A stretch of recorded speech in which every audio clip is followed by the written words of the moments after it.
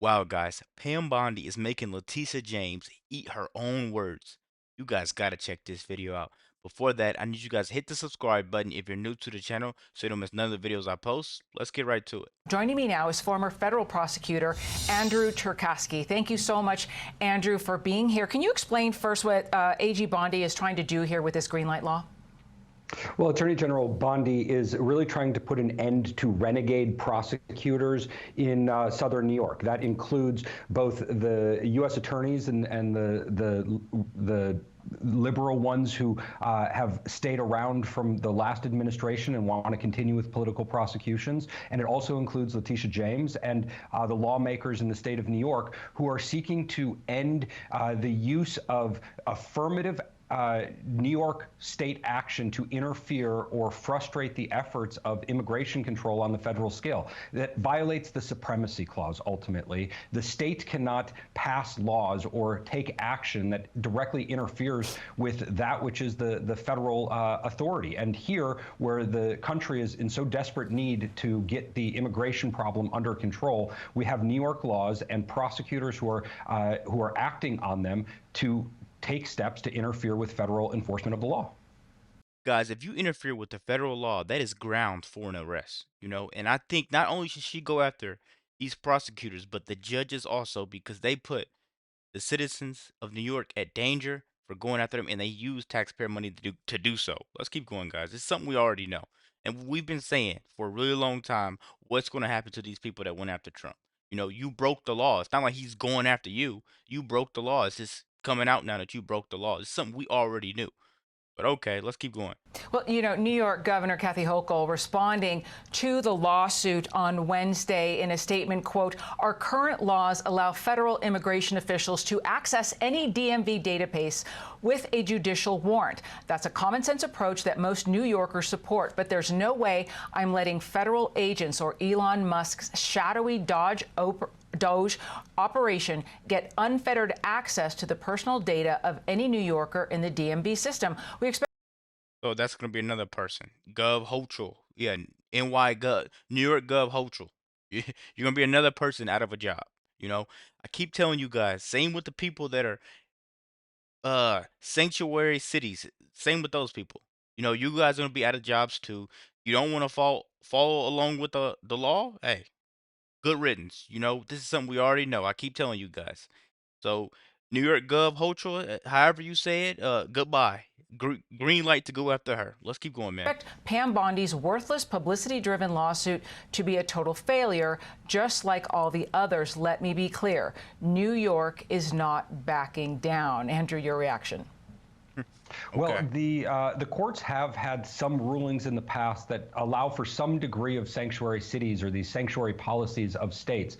But those laws are not consistent with what the New York law is, and it's not consistent with the time frame that we're in, where immigration crises have gotten so bad all around the country. So I think that when you really pick apart Governor Hochul's statement that is trying to attack Elon Musk's Doge, which is a perfectly legitimate government agency that was created by the Obama administration and just, I guess, retooled a bit under the priorities of President Trump. And you look at the actions of Attorney General Pam Bondi to make sure that the federal government's and the executive branch's enforcement of the law is not something that is secondary to the state's enforcement of the law. I think all of the actions that are being taken here are perfectly legitimate and fall in line with the Constitution and the separation of powers in our country.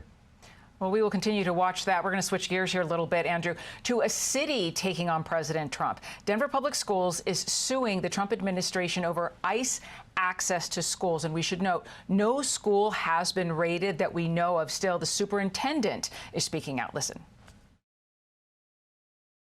If the goal was to create fear in the community, it's been an absolute success. Folks are terrified. You're not going to find these criminals, these gang leaders, and these rapists that we hear that is the target, sitting crisscross applesauce on the colorful rug. So let me tell you everything wrong with that. They could reproduce, and Sorry, but birthright citizenship is no longer valid, So they're still illegal. They broke the law. I'm sorry to be that person. If you're one of my friends, you're watching the video, they broke the law. That's just what it is, guys. And for me to have to follow the law and for them not to have to follow the law, I think that's pretty messed up. It's just the law, And people keep trying to go. I keep telling you guys, people keep trying to go after Trump and Tom Homan with these immigration laws, and you're going to lose every time because it's laws for a reason. I shouldn't have to follow the laws if you don't have to follow the laws. That doesn't make sense, guys. Let's keep going, man. Let's end this video. I'll make sure you hit the subscribe button if you're new. Does he have any standing for this suit? This is the first public school to do this in the country.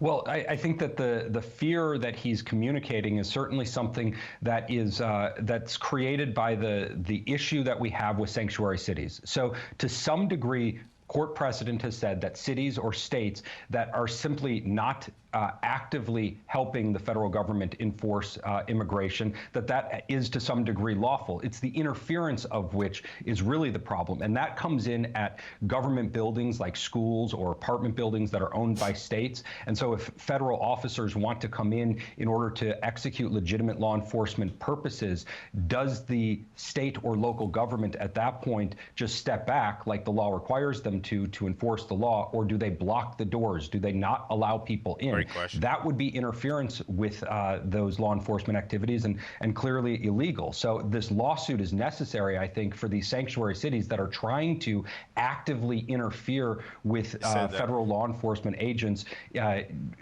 executing the law on government property like schools or like apartment buildings. And this is an important question, but I think the courts are going to be very favorable to the Trump administration. How do you think that lawsuit's going to turn out? Because me personally, I think he's going to lose, and he's going to either lose his position in that school or he's going to go to jail for protecting illegals.